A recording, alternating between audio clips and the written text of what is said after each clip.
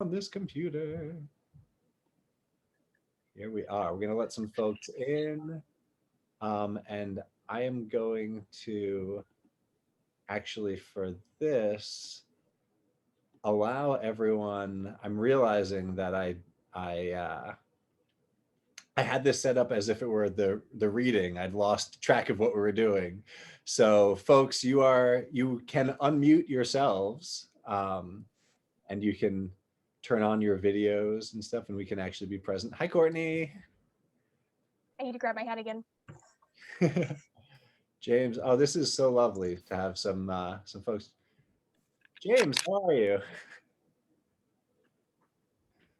Good. How are you doing? Doing well, doing well. Excited to do this and to be here and to see some folks. This is exciting. Um, and let's see, Morgan is back. Bruce, how are you? Yeah, wave, the how are you, but with the mic off.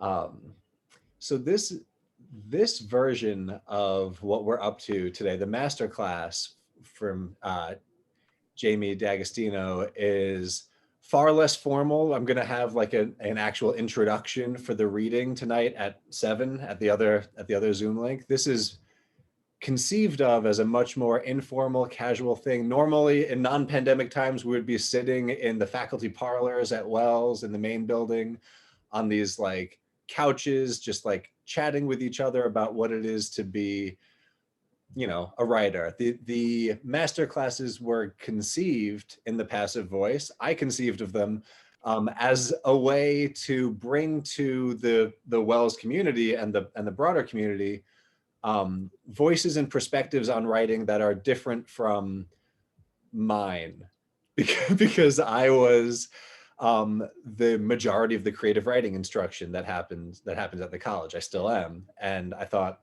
my way of being as a writer in the world is not the only way, and it's valuable to have sort of other voices and takes and perspectives. So I try to shut up on these events as much as I can, and let our visitors do the talking. So if you're here, you know that Jamie D'Agostino won the 2019 Wells College Press Chapbook contest, and we're going to be reading and launching from this chapbook. Can I show you? Can you see the texture of this cover yet? Yes. The It is so absorbent. It can handle any spill. my my yeah, this is being recorded. Screw it. My in-laws put my wife's chapbook on their coffee table and used it as a coaster. And it was just like a Oh, dagger in her heart every time she saw it. She was like, "No, what are you doing?" But this is the frontispiece for the chapbook that we commissioned, and the artist, whose name I'm not going to mess up, is Rebecca Gilbert. She did the wood engraving to make this, which is printed. And it's just, it's a beautiful, beautiful book. So Jamie is joining us tonight as part of this sort of celebration of the official launch of this chapbook post, you know, pandemic nightmare that made it impossible to produce it in a timely fashion. It is here now in the world, and the subject for this masterclass is nerd fame again. And maybe I'll ask you, Jamie, to share with everyone the explanation for this title. Yeah, thank you. Oh, Dan, it's so nice to be here and chat with you all. I've been looking forward to this since way back when, right? Yeah, that title sounds like, I can't remember what the subtitle is, something like Finding Poems in Words or something like that. And when I look back at it, I thought it sounds like I'm selling timeshares or something like that from rural Missouri, right? What do I have to do to put you in a condo in rural Missouri? All right, so this for me comes from the place that really a lot of ruminating on craft comes from, which is just a localized problem that the writer has. Like whatever difficulty is coming up in your work, right? At some point, you build up a history with kind of creating your own workaround, and usually that involves going to the bookshelf, taking your 10 favorite books and thinking like, well, how do they handle this, right? Like if the poem's in sections, how do writers I admire, right? Any of us admire, tend to handle that section number 2, right? The chance to provisionally end the poem and then start again. Do you do it either carrying over a line like in a crown of sonnets, right? Or do you do it in some new register and new place in time? That would be an interesting thing to have a masterclass topic on now that I think of it. But for me, it came from really that old problem that, you know, maybe you are encountering now at different points in your work as a writer, which is like, now what? What do I do next? I had one good line, or I had something that seems like it got the plane off the runway, but, you know, that dilemma of what to do next. I think part of it for me crystallized when I saw that documentary. I don't know if anyone saw this on the painter Gerhard Richter. I think it's called Gerhard Richter Painting, and it was on Netflix for a long time. And this sounds like a slight to the film. I don't mean it. To me, this is a compliment. But for a while, the only way I could fall asleep was watching Gerhard Richter painting. It's just among the quietest documentaries, but there's still this drama, and there's still the opportunity to see an artist practicing and sort of unfolding ideas. And it opens with him in front of one of his canvases, and he's doing one of those, you know, not being a visual artist, I don't have the terms for all these, but his enormous squeegee paintings, where he's building up such a thickened surface on the canvas and then, you know, starting to take it away. So he's doing that really slowly. And this is the opening shot. And then he stands back from it and he just looks at it. And when they edited it, they really let that long beat hang in the air. And I think it's the only moment in the documentary that the film crew, the director actually says something to him. The rest of it is just kind of observing and taking it all in. And the director says something like, "Oh, do you not know what to do next?" And he kind of looks and says, "Oh, that's always the case." Right? Like that's the central dilemma, what to try next. But he was thinking about some other problem, but on the surface, it looked like a guy who didn't know where to go with his own artwork. And to me, that seemed such a nice, it really captured what it's like to stare into our notebooks, right? Sometimes they seem just maximum occupancy, standing room only, full of possibilities to use as like launching points for different drafts of poems. And then sometimes it's just tumbleweeds, right? There's absolutely nothing in there. So me thinking about anagrams came out of that condition, that what to do next condition. And I think the path for this was really poured down earlier, like as a beginning creative writing student, reading Richard Hugo's Triggering Town, which is, you know, among the early readings for a lot of creative writing students for good reason. And in it, you know, studied inside that big rambly book on creative writing, there's all these little gems. And the one that really struck me initially was this hack that he offers, which was so simply stated. Excuse me.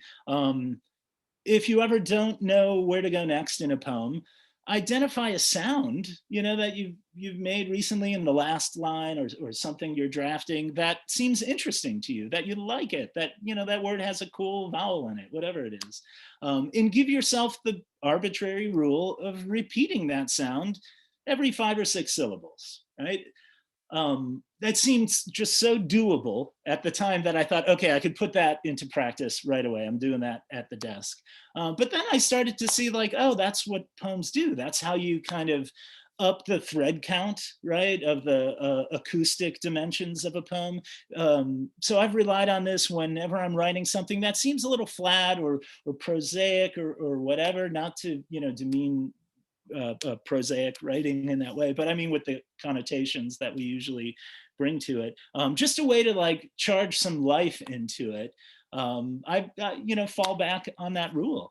And so when I started to see a lot of my favorite poets geeking out over anagrams, I mean, I started to think like, well, what's going on there? What is it in our sort of period style right now that we're peeling apart words like that?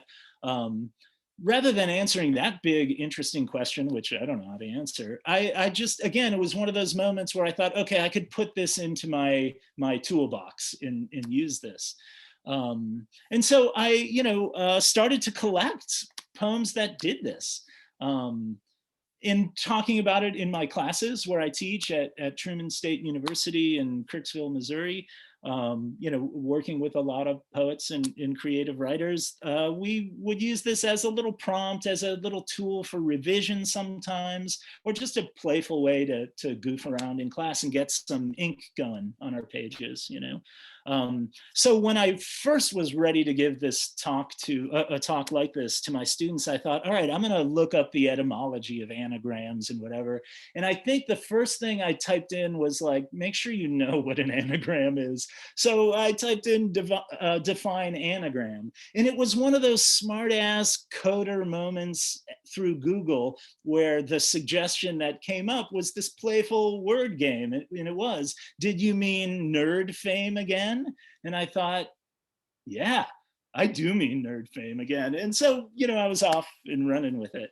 I don't know how many of you have been into those kinds of verbal games like that.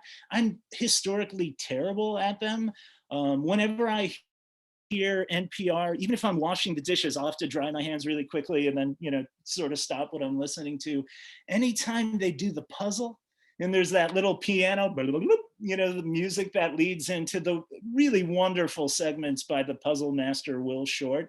My brain just does not work like that, which is hilarious that I spend a lot of time working on poems, sort of recreating a similar thing. But those people who can do things like take the name of a city, remove one half of the vowels, how many different pet names can you come up with, or whatever it is? Like, just the ingenuity of that floors me, and it's so frustrating. It's terrible.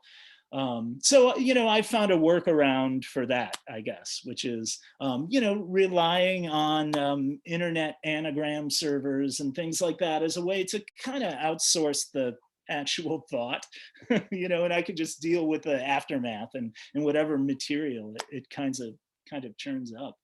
Are there any punsters, palindrome fiends, anagrammers out there? Do you all kind of traffic in that world, goofing around with words like that? Or do you goof around in the sort of traditional creative writer way? Yeah. I've been Zooming all day with my students, and that is the biggest response I've gotten. I love it. Meh. I also, my brain does not work like that. I also can't do those things. And I don't know what, I was intrigued by you saying like the fact that it's hard for you, like just noting that it's hard for you. And then it's ironic that you spend so much of your creative practice playing that game. I think maybe it's just because I have a 6-year-old right now who is starting to learn how to read. But I keep thinking about how hard it was for me to learn how to read. Like, I've really struggled with that as a child. And it's hard not to draw a causal relationship between that difficulty and my ultimate life path. Yeah. Right? Like there's something attractive about that difficulty. Oh my gosh, absolutely. Now it makes perfect sense. Masterclass as therapy session for your visitors. Oh my, just send me the bill. Thank you. That's such a strange thing. You would think that a poet would be someone who, thinking about sort of the constituent sounds of words and phonemes, but also kind of where you're headed in a poem. You would think we would be good at this, but maybe, I don't know, that maybe that's what keeps us sort of nose to the notebook, I guess, with it. So I figured I would just kind of share some that seemed to, as soon as I saw them, seemed not only like the intelligence guiding this poem is like fun and someone I want to spend time with and hang out with, but it's also that kind of facility with language that is a little bit less of an Olympic feat, right? A demonstration where you're like, whoa, I could never do that. And it was a little more inviting. I kind of felt that itchy fingertips, like, oh, give me a crack at that, sort of element of craft, I guess. So I'll just share share this little Word document I got. It's, the design isn't, well, it's just a Word document, but I guess the first one maybe we'll just throw some poems up into the air and, talk about them, is this Melissa Barrett poem. Her work really knocks me out. There was an issue of the Iowa Review a couple of years ago, and I think she had 3 poems in it. And there may have been all 3 of them that did this to a certain extent. For some reason, the others have fallen away, and I've just sort of been sharing this with students. But I know that the other ones in that issue are really dynamite too. Ponds of Blondes. I mean, there's a trumpet call that announces, we're in the world of music there. How many syllables are in the words all alone? Not one. How many letters are in the word letters? In all the letters I wrote you last summer. 3 in both one and hun. I guess I should have spelled those out. O-N-E and H-O-N. The word plural ought to have an S, and hello, the word singular doesn't need one. The best food that is also a color is bread. The best food that is also a verb is flounder, maybe mustard. We all have that one friend that says stupid shit like, I like the taste of fruit better than the taste of candy. I'm sorry I never wrote you. It's just that I can't spell friendship without also spelling end. Our favorite dog is named Pearl, the others plural. The most blah color is gravy. The best food that is also a color, that is also a pet name, is honey. My pet's pet name is antihistamine, but aren't you allergic to dogs? Assign us a sinus infection. Eat a colorful plate, my doctor says, like a real wise guy, but glass is just clear, and my doctor is not a guy. In St. John, we saw a ship full of cargo, also called a shipping ship. It was in the deep end of the ocean. I'm landlocked in central Ohio. Hello. This is my SOS. I put the mail in meltdown. I put the mail in help me. And so I love at the end, she raises the stakes a little by doing that with her own name, sort of carving out pet names of her own name. And it's just such a delicious, fun poem. It really reminds me of all my friends who get stuck on the flypaper of punning and will just do that for like weeks on end. It drives me crazy, but I really love to hang out with those kinds of friends. As I was doing this and already getting a little bored with hearing myself, this is Zoom and thinking about teaching, right? In the ways halfway through a class, sometimes you think like, oh, what are you doing, right? It occurs to me that maybe like being a little bored, being a little antsy, being a little smartassed might be at the heart of what's involved in like, okay, these are the given letters in any constellation that a text is. Could be a chapter you're reading for a class or poems for fun, whatever it is. Like if this is the given, it's just that maker's impulse to kind of see what you can jerry rig in there, I guess, right? So like that moment that you notice, oh, inside the word friendship is the word end, right? And it kind of detonates and seems to go from like playing with sounds in the alphabet to suddenly like, oh, that's the chapter of a novel, right? Like that's not a line, that's like a summary of a relationship. So serious play, I guess, is something that, poets are often drawn toward. And I think I am too, but mostly interested in play. And if you play long enough, it'll get serious, I guess is my attitude about it. I don't want to bogart these poems necessarily. If there's things you notice in them or anything you want to, share or talk about, I'm totally up for learning more about these things through your eyes. But we could kind of go Gerhard Richter and build up a little surface on the canvas and then see what the heck's there. But my fallback is when I'm talking to my students, and it's just curiosity, right? Like we've assembled this focus group. Let's hear what makes poetry readers and writers tick, right? What is the best line in here? I mean, that changes every day you read it, probably, right? But boy, for me, I sure do like that whole playful, just how the rhythm changes with the best food that is also a color is bread. The best food that is also a verb is flounder, maybe mustard. She's just so goofy, right? Like willing to be kind of playful and goofy in that way. Okay, that makes me think, do I have an example of an anagram poem that isn't irreverent and playful? Are there any serious ones on here? A really nice anagram poem from Henry Cole. It's called Anagrams, and he just does his name in each couplet, which is, a deep tradition in poetry, right? Whether it's like the form of the ghazal, right, that requires a poet's name is encoded into the text. Like these first two examples right out of the chute are poets who turn that kind of attention and that sort of discrimination of words to their own names, which I think is a fun thing. Anybody ever write a poem with their own name in it?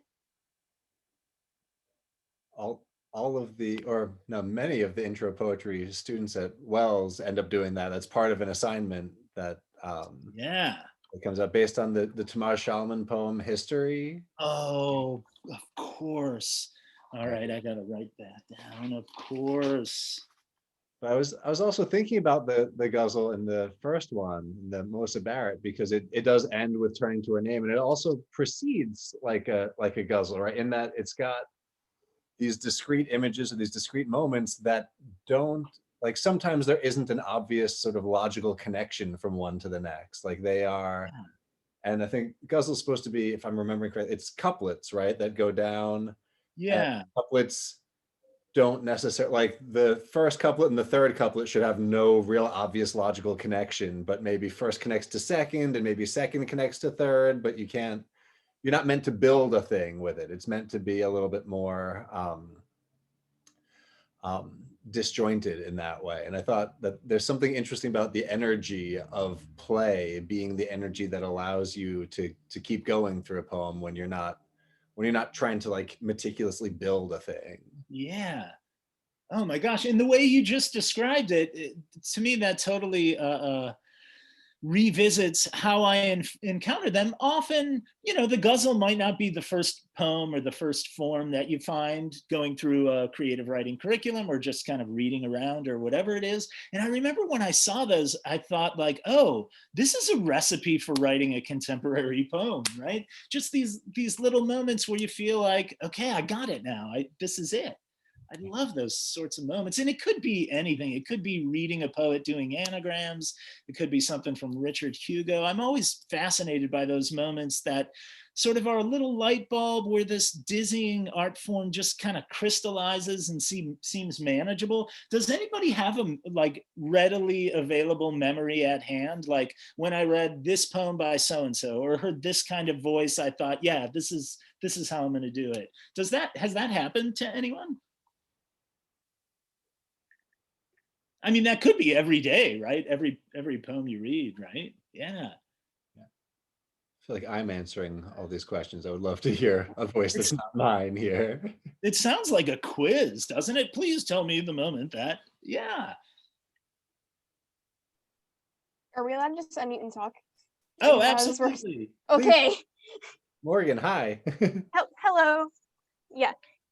Yeah. To answer your question a little bit, it's a very traditional sort of thing. I remember when I read like Dickinson for the first time, I saw kind of a kindred thing there, and I was like, oh, I kind of write like that. I should write more like that. Oh, that's so interesting. Yeah. I mean, there are levels to that, like recognizing that kinship is such an amazing, powerful experience. That's probably really rare, right? It doesn't happen all that often in our reading. Oh yeah. But then thinking like, I'm going to do more of that. I'm going to lean into that and go in that direction. That I love those moments. Again, I think this comes back to my own sort of, weird neuroses of like, okay, that's it. I'm done. I'm never gonna write a poem again. I have no idea what to do. It seems a million miles away. And it takes a running buddy like Emily Dickinson to be like, no, let's go this way. Here's what we're gonna do. Oh, those moments, they're such gifts, right? They totally are. You're right. They really are. They really are. Yeah. Oh, we got to hold on to those, right? All right, then there's this one. I guess we're still screen sharing, right? I don't even know if we're anagramming anymore at this point.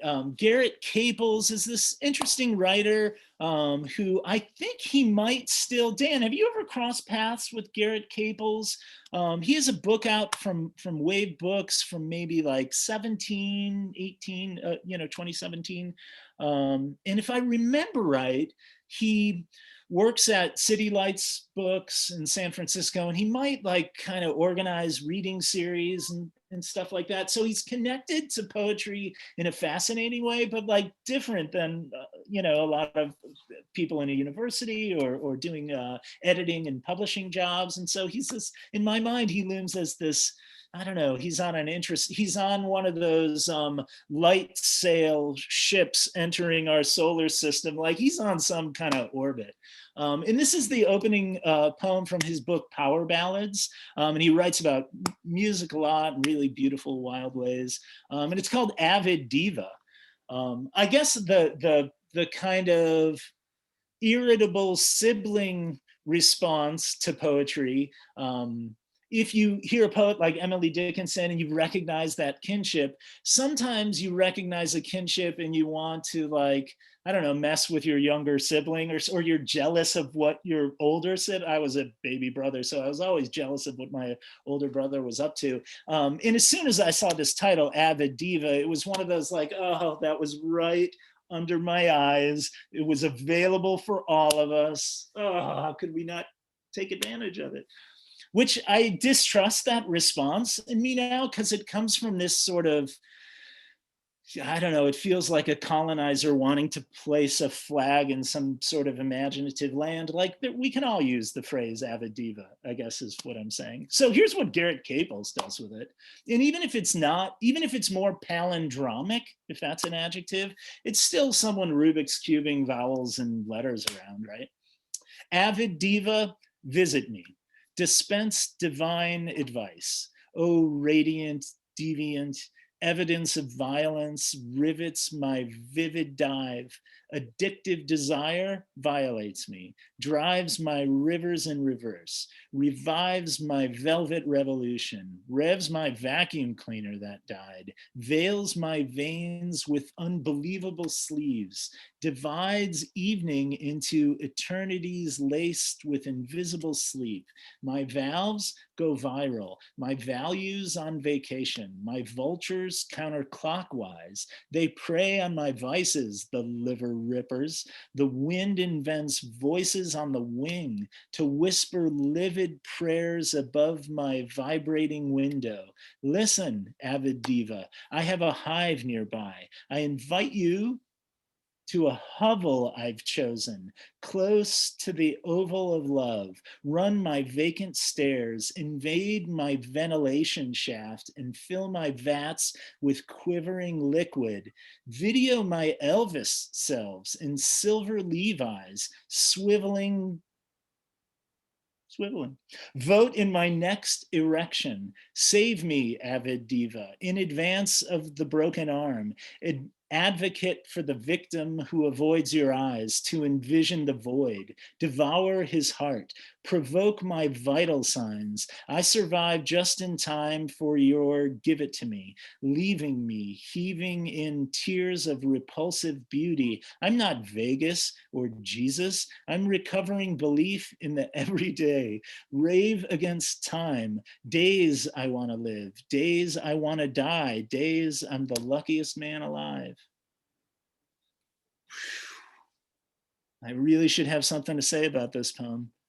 But often those that you take with you, right? You recognize a kinship in, that they add something to your repertoire, right? Sometimes they don't live critically in our minds, right? We just kind of take them up and recognize, like, yeah, that, right? So whenever I'm sort of knocking around in my notebook, I know that Garrett Caples is a guy I can go to for 10 cc's of that just kind of really fluid alphabet work that he does. I'm going to say that in workshops sometimes, like someone finishes a poem and just say, hey, that's good alphabet work. Nice job. You're really working the cue. All right. What happens? Ooh, Yes, please. Can I ask you just like a sort of more crafty question on this? Yeah. So fascinating. First of all, the title Avid Diva just reminded me so much of when Andre Breton gets pissy at Salvador Dali for being a sellout and making like window displays on Fifth Avenue or whatever. He starts referring to him as Avida Dollars, which is the anagram of Salvador Dali, but Of course. a condemnation of his capitalist impulse to turn surrealism into a money-making scheme. Of Right? course. Such a fun, snarky bit of language there, the Avida Dollars. But I'm back to taking notes, Dan. Every time we correspond, I'm taking notes. it's so fun. But I wanted to ask you about, in this one in particular, because you do a lot of your poems have this same sort of energy of wordplay, and I noticed as you were reading it, I was reading along, you said advocate for the victim. And when I was reading in my head, I heard advocate. Yeah. And what are those? Heteronyms? Hetero, is that what those are? Which one Yeah. are the ones where the same spelling could be two different words? Like lead or led or tear or tier, right? How, like, is that something that when you are building your own machines of words here, do you worry over those in particular because you're deploying words in such unconventional ways all the time that there aren't those normal context clues necessarily to guide a reader, so it invites a kind of stutter or rereading? Yeah. And Oh so is my that God. like when you're playing with them, are you just zoned in, like, I know how that word fits in here? Or are you thinking about like, how does a stranger encounter this? And what does that feel like?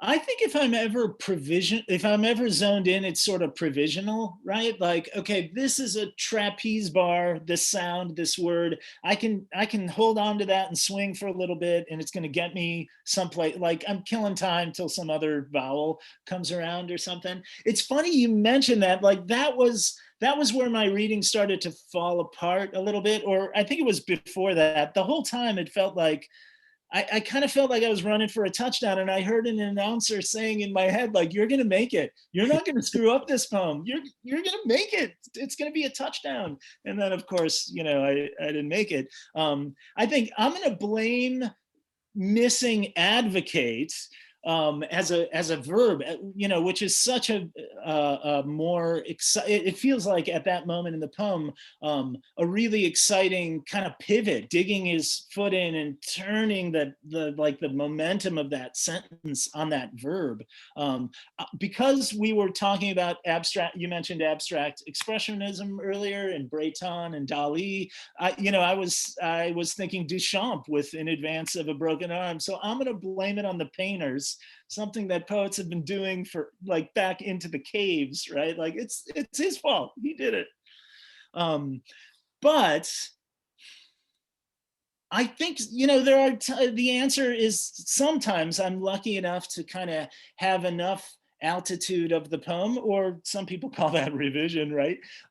Where I'm able to see that and think about it. But I think it's mostly the oral pleasure of it, just sort of being like playing with your food, I guess, with language, kind of. It is kind of how it feels like to me. Yeah.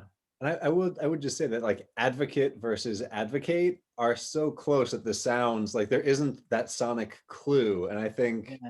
often when I'm reading your play, I'm never confused because I know what sounds you're riffing on, right? So it's always like, I think that this one was maybe a hard example of when people are doing this sort of, intense sort of excursion into the syllable, Yeah. where it can get just like a brief hiccup. But I think the hiccups are part of the fun of this sort of poem, because they invite us to step back and just like marvel at the fact that English will let this happen, right? That Stand idly by. Excursion into the syllable. That's excellent. so clearly you're a big notebook person as well. I am. It's so hopeless. It's so hopeless. That's where all the fun is, I feel like, isn't it?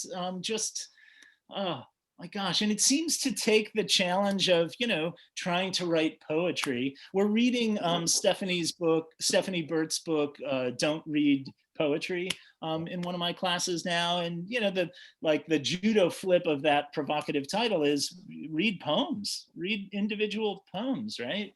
Right. There it is.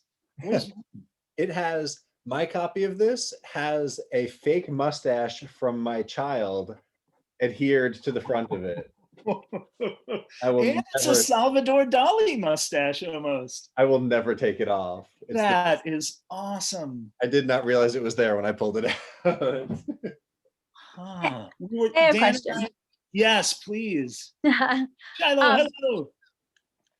Hi. My question is sort of like, notwithstanding that like data and nonsense and sort of automatic writing it's got its own kind of aesthetic, right? There's a sort of method tapping into the unconscious, but I'm really curious about where play, which is a mode, right, Yeah. kind of ends and becomes poem, and how you sort of in the process of writing that sort of differentiate. Yeah. Oh, Yeah. that's Where do you find the that's- contours of poem within play? Yeah. I feel like I talk about play all the time in my classes, mostly because that's how I want to spend that hour and 20 minutes, right? Like sort of as an excuse to goof around. Like anytime we read, whether it's a creative writing class or sometimes I teach this seminar on creativity in the arts and sciences. And I feel like I load up our reading list with, sort of different cognitive approaches to play as a mode, just as an excuse to goof around, for an hour. So for me, even though I talk about it all the time, I kind of feel like I don't want to play unless there's a point to it too. Like, like those are billable hours in a weird way, so I think I know, even though I'm running free through the dewy grasses of the alphabet, I'm thinking there's going to be a poem at the end of it, right? So it is not disingenuous, but like there is a little bit of, there's an end goal in mind, right? And I think, being a poet and being able to write a poem relatively quickly, right? Like I've seen that, okay, if I just trust it'll end up there. But I suspect I'm really thinking poem early on, There's a poem from Bob Hickok that's on this little handout, and I'll send it to Dan. These are poems you all may have encountered or certainly could easily, but I'll send it to Dan to make the rounds too. And it's called The Pregnancy of Words. And I think because that is on the list, that he's playing with anagrams, I'm thinking of an essay that he had in the AWP Writers Chronicle a few years ago. It was called, the title was something like My Listening is Mumbling. And I think it involved like his partner saying something from the other room and he didn't really hear it. And his brain processed it as whatever the listening version of mumbling would be, mishearing something, right? Like that's sort of what he seized on. And then at that point, the craft essay kind of divides into two different mysteries. I think he describes it like the mystery of initial conditions, like how do we get this going? And that seems to be very much play. But then he describes a second higher order or just subsequent mystery, the mystery of what to make of the mystery of initial conditions. And I feel like that's it. That's the synapse that you're talking about. And I haven't really sort of mapped a whole lot of that space for me. I guess emphasizing the mystery of those two definitions and probably being a little intellectually lazy. But I guess it's maybe a faith that the play will topple over into a poem at some point, right? Like what else? I don't make anything else. So I'm pretty confident that it's going to end up as a poem, I guess. But what happens when it doesn't? What does that look like? Oh, okay. Yeah. That's why it helps me anyway I wish I was in the other room. I'd grab this ridiculous sack of old sad notebooks. Yes. Right. That's what it weighs like, right? Like there's a heft to it. But it's are you a note taker, Shiloh? Yeah, sure. Yeah, I could say I'm a note taker. Yeah, I think it's a fair bet that anyone in on a Zoom call like this is a note taker, right? Sometimes I have the experience of going back to those, and it's like a sort of looking at a journal or whatever, some keepsake from the past, where you're like, oh yeah, I kind of remember what I was reading then, or the lasagna I had that day, or whatever it is. Sometimes there's like this undertow to it, and this is just writer pathology stuff, right? Where you look at it and you think, oh God, all these crumbs that I didn't think were good enough to get into a poem, they're so much better than what I got in my notebook right now. Like there's been this tragic falling away from some, pure imaginative state or something like that. So it's always so complicated looking at those old notebooks. But I guess I have this faith that I really owe Dan a debt for articulating this in his really generous introduction to my chapbook and talking about Whitman and the compost, right? I guess I have a faith that like that's where play goes to die. But if we stitch enough of those Frankenstein pieces together and lightning strikes at the right time, it lives, right? Like they can kind of come back, I guess is what my hope is. But yeah, it does generate a lot, just a lot of material. There's a lot of static that gets produced when it just proliferates, right? So as sort of advice for, writers or students or aspiring writers, like there has to be there's a carving away process that must occur. Yeah. So like there's a lot in what you're talking about that is like generative and fun and dynamic and like get in there and mess around and play and just like Jackson Pollock the walls, right? But as you kind of started off with your initial anecdote, right? There is that sort of what to do next. And so I think it would be really interesting to hear a little bit about that carving away process in some ways, like bringing order to the disorder while still allowing the disorder to reign. Yeah, absolutely. Absolutely. Oh, and your the imitation you did of me was spot on, and it made me realize, like, it made me miss summer, because in the summer I teach in a program for middle schoolers where they come and live on campus for 3 weeks and take a college class and everything. And it made me realize, like, yeah, that's the mode. That's what for sure. That's what I got to get into in July. But then I have to remember, yes, there are also adults in my life, and I'm too, right?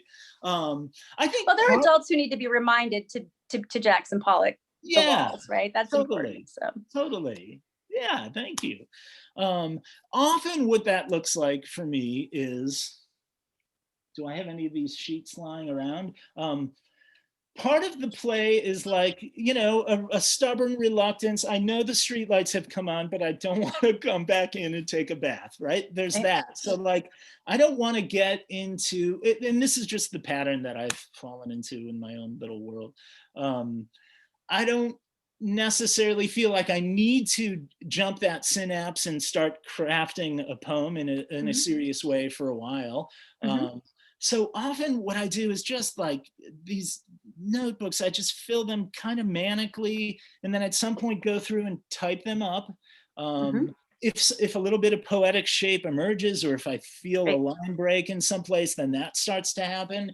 But mostly I just print out those sheets at some point, go through them at different times, looking for the lines that feel like, when we look for something in our notebook, like, I don't hate that, or I could do something with that, or whatever it is. And those lines will start to just on whatever is orbiting on that page of non sequiturs, essentially, right? Unconnected moments from my notebook. Certain ones will seem to be like load-bearing walls, like there's really something structurally there, or wants to do some kind of work that I could direct it in that way. Sort of Morgan's idea of hearing Emily Dickinson and thinking like, okay, I'm gonna write the poem that's more like this one particular line. And my poems do tend to be that associative, kind of cascade of non sequiturs that hopefully something human emerges, and then I'll put that in the title and it'll shine a little light on the poem, hopefully in a favorable sort of way. That's like my trick with it.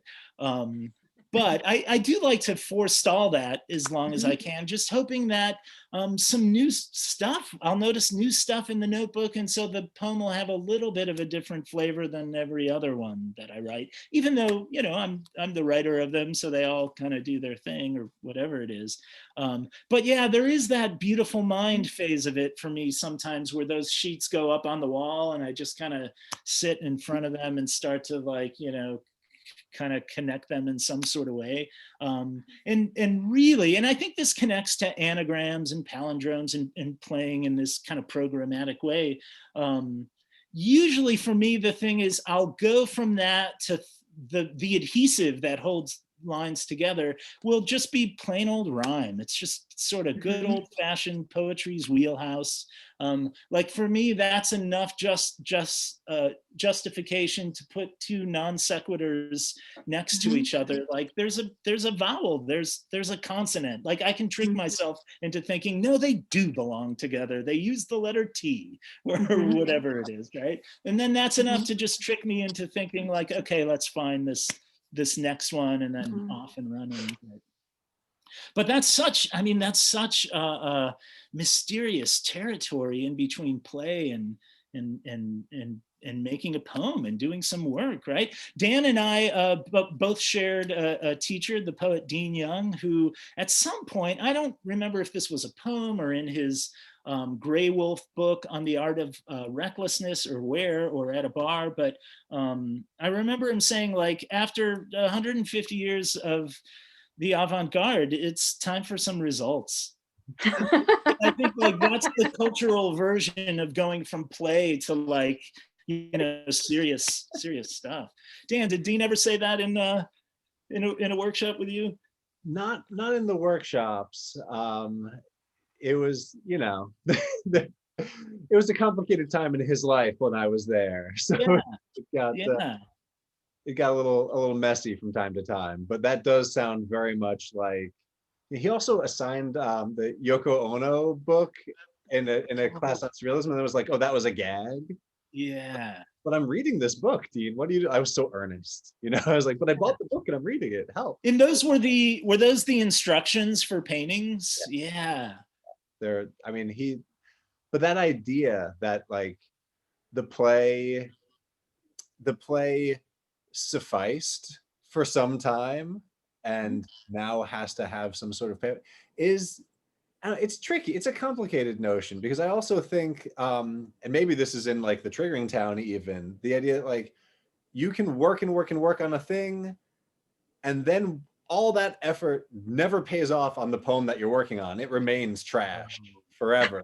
But then the next thing that you write reaps the benefit of all of that labor there, right? Which is not to discount the requirement for a work for play, but then sometimes if you have that work time,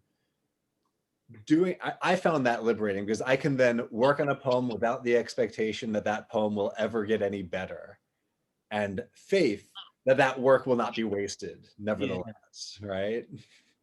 Oh my gosh, what a cool way to think about revision. I love that. Like, don't worry about it getting better. You gotta get better. Yeah, and the next thing will get better because of all your time banging your head against this wall, even if what you ultimately realize is, oh, the problem with this poem is at its core, and there's nothing to be done to save this one. Yeah. That's still not wasted labor, right? Because the next thing that comes will come easier because of it. Ooh.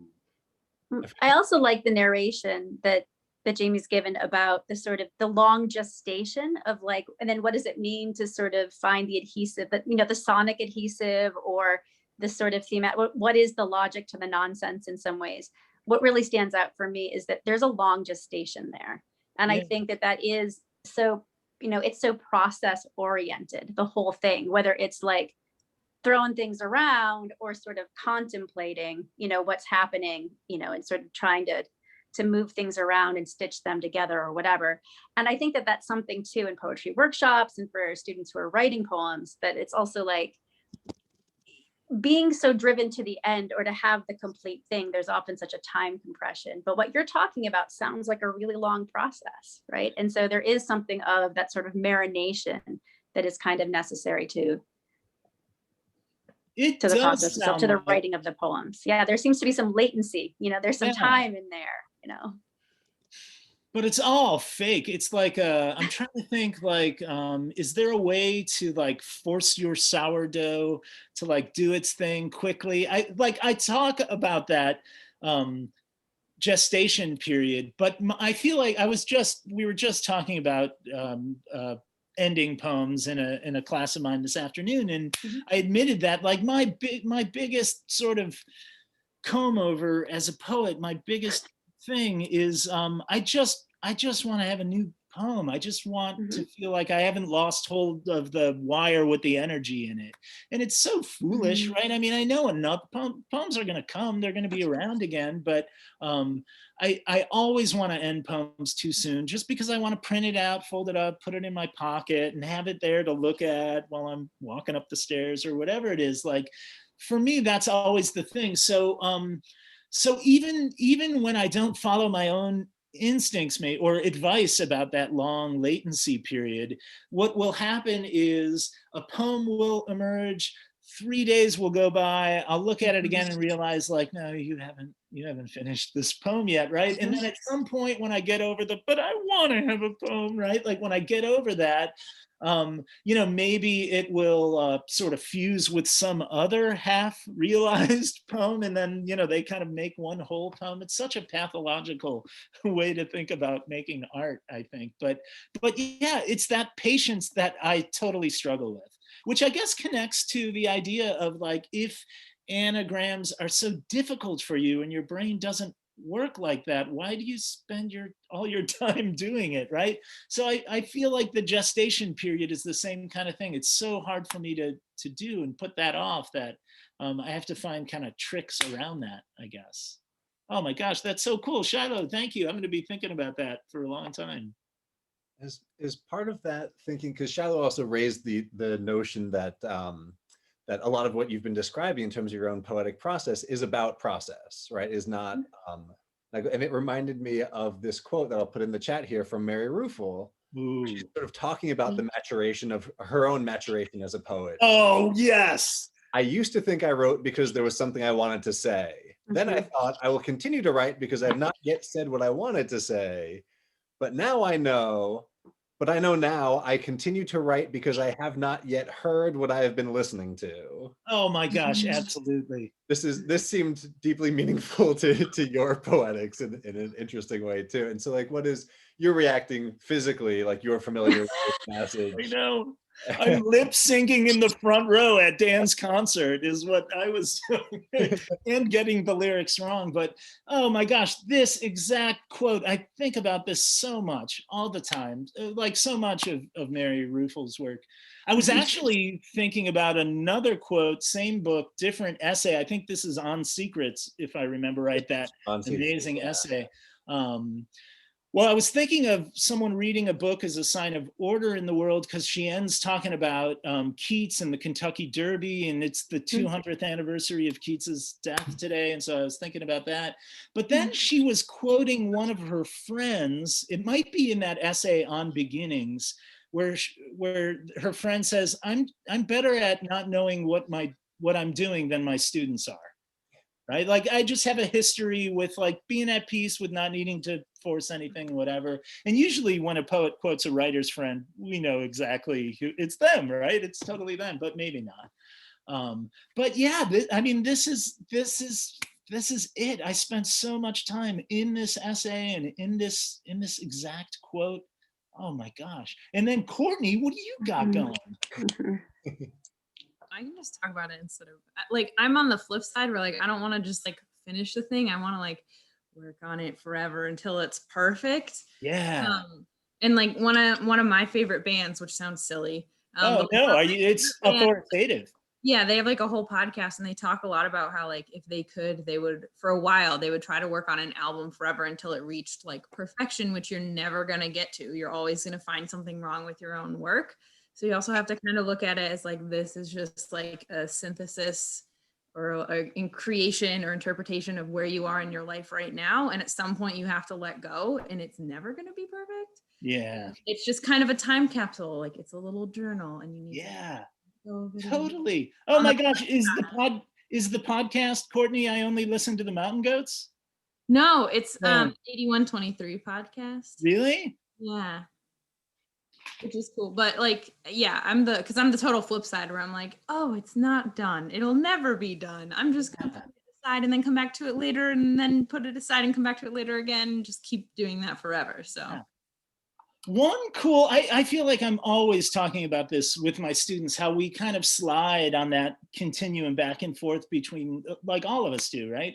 And one way to think about publishing your work, submitting it for publication is a kind of, professional development and doing the stuff that writers do and taking yourself more seriously in that way. And that's awesome. And it's cool to, have these published things like, come on, this chapbook is going to be the most beautiful object left over after my life, probably, right? And that's not an exaggeration, I don't think. No, I totally lost it. Where was I going with that? Oh, but the cool thing about publishing is it's like a desk clearer. Like, okay, now you can move on to something else, and it's such a cool opportunity to to head off in a new direction, which may very well be the same direction, but it'll feel new, and that's cool.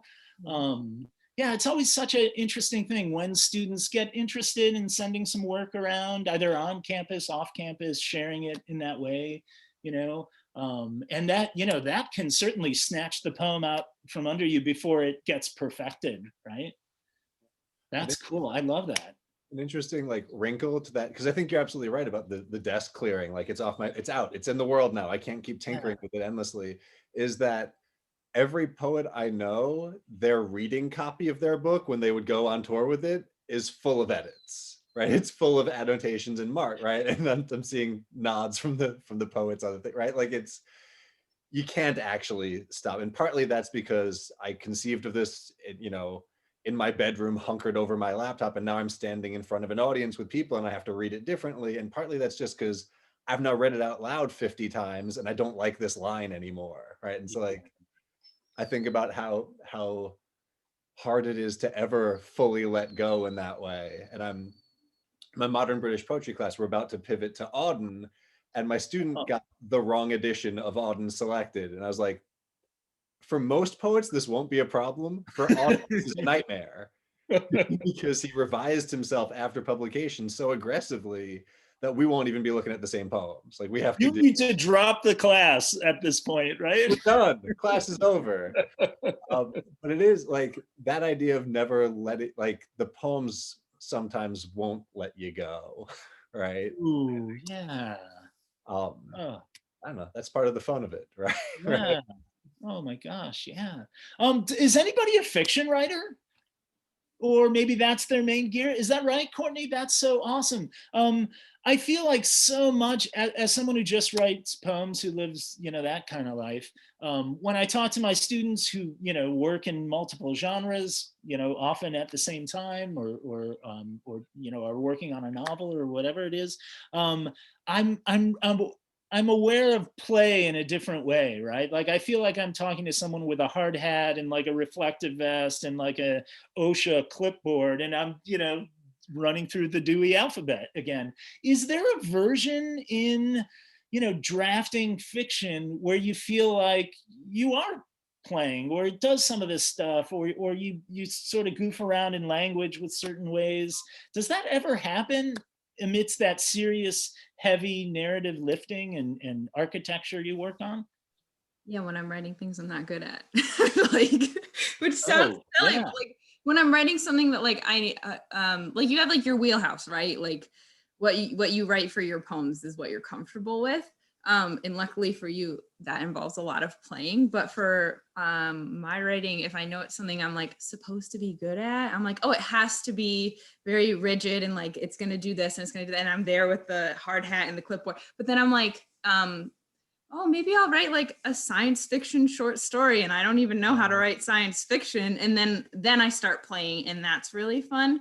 And the story is usually something that already exists from the Twilight Zone that I just changed the characters and put it in outer space instead of on alternate Earth. But it's still fun to do. And that's where I find myself playing more. But I'm learning still how to play within like what I would consider like my more serious writing, where it's like, oh, this is my wheelhouse. This is what I feel comfortable with. How to bring play back into it. I'm struggling with it, but I'm trying. But I think like pushing yourself outside of your comfort zone, that's when I find play easy. Yeah. Oh, that makes such sense. That seems so that seems so true. And it's such a large way to play. Like, yeah, I play. It's called a genre, right? Like this entire row of books in the library in the stacks here, that's how I play. Now, carry on, continue telling me about the letter T, right? It's so big. It is so big. The vastness of that imagination knocks me out. Holy cow. I think I'm thinking about like Stephen King's On Writing. He talks a bit about like when characters take over. And I think many fiction writers will talk about this when like, I thought this was going in a certain direction and then the character just decided that they wanted to do this or that, or they were going to behave differently in this way. And I wonder about that, the loss of control of that and the obvious pleasure that King has when he's talking about that loss of control and how it's related to discovery. And like, I think when I read your poems, Jamie, I'm like convinced that what is happening is you are discovering things and I'm along for the ride. And that's part of the fun for me as a reader. And it's part of what I go to poetry for, right? I'm not terribly interested in most poems that knew where they were going, right? Yeah. Like, Oh my there's gosh. not a space, but it's hard to sustain that mode of just pure receptivity and discovery if you're trying to also world build, right? Like your dragon's got to go like blow shit up at some point, or you're not going to have like, a novel. And the dragon has to have a reason for being there, other than it starts with a D and your main character name. Exactly. Oh my gosh. That's so true. You're right. Like that, essentially it's improv. Like lyric poets do it with the alphabet. Fiction writers do it with actors, right? With these imagined people. Huh, that totally helps. Courtney, thank you so much. That's great. Now I feel like I can sort of speak a little more authoritatively in class tomorrow. It's fine. We just pretend that we know what we're doing at all times. Yeah, right? It's fine. No one will call us out. This isn't being recorded. This is great. We're at 6 o'clock, and I do want to give Jamie a chance to breathe before 7 rolls around. And I'm going to put in the chat here the link to the reading as well, and so it's here and accessible to everyone if you are going to be able to join us in about an hour. Well, if we had any other sort of final thoughts or questions or anything, I don't want to just jump in and cut us all off, but while I have the screen share here, I'll just say like, thanks, Jamie. This has been really fun. And it's really interesting to just chat with you about these things. And yeah, I'm looking forward to the reading in a bit, but I'm really excited to have had a more sort of informal chat time here. I just want to say hi. Hi, Jamie. Really Hello. good to see you, Shiloh, again. And the only thing I was going to add was when you talked about Auden and changes, it wasn't just that he didn't like the way it was written. He said the poems were dishonest. So Right. that adds a whole new aspect to it. Oh my When you're gosh. looking at your former self and saying, I shouldn't have said that, or I didn't really mean that. Yeah. We Oh must my love gosh. one another and die becomes we must love one another or die. And then he's finally like, I'm just cutting this poem. The poem is wrong. And people are like, oh, that's your best poem. And he's like, no, screw you, it's gone. Right? Absolutely. And it was his moral objection rather than an aesthetic one. Or what he did with the elegy for Yeats, the changes in that. Yeah, it's a wild thing. Bruce is my my predecessor at Wells. So we like to talk shop from time to time. Excellent. We don't do it enough. Yeah. Very true. Oh, Bruce, thank you so much. Oh, It's no, so my great to meet you, and thanks everyone for coming. What a treat! And I'm around. Drop me a line anytime if there's anything else you can clarify for me. I would totally I would totally help it. I also wanted to add the master classes in the faculty parlor are so much fun. They're very cozy, Oh my God. draped over chairs. And Oh. Dan, I keep forgetting. I'm thinking I'm going to go up to the master class, and then I Oh, sorry. realize I can't do that. But it's a treat to actually see you, Bruce, because 6 months ago you told me there was no way I was getting you on a Zoom call, Oh, and yet no, here you are. So I've had to do it a lot, so we could do a Zoom so call. no more trying to lure me outside. No, Where no. this is how it's happening. It's fine. Everybody else doesn't have to hear this. Nah. But we want to. No, that's what. They're here for it. It's a captive audience. Yeah, no, Jamie, Wells owes you a night out on the town. At some point in the It'll future, totally happen. we will do this because it's Yeah. this. But in the interim, it's lovely. And Jamie and I were talking before we started this off about like a couple of the benefits of the virtual world, and one of them is that we can have wonderful alums like Courtney and Savannah joining us, who are graduates of Wells or alums of Wells, who come back to experience these things. And it's lovely to see you guys. And it would not be possible were we all sitting around in faculty parlors. So as much as I do miss that space, I'm glad to have your voices and brains with us again, because it's always delightful to see you both. Voices and brains is good, Dan. Maybe we could somehow set that up so you can get those if you can't get everything else. It's a reading series for carnivores, I guess, right? Oh, that's a gross note to end on. CO7. All right, see you. I'm gonna thank you all again for coming.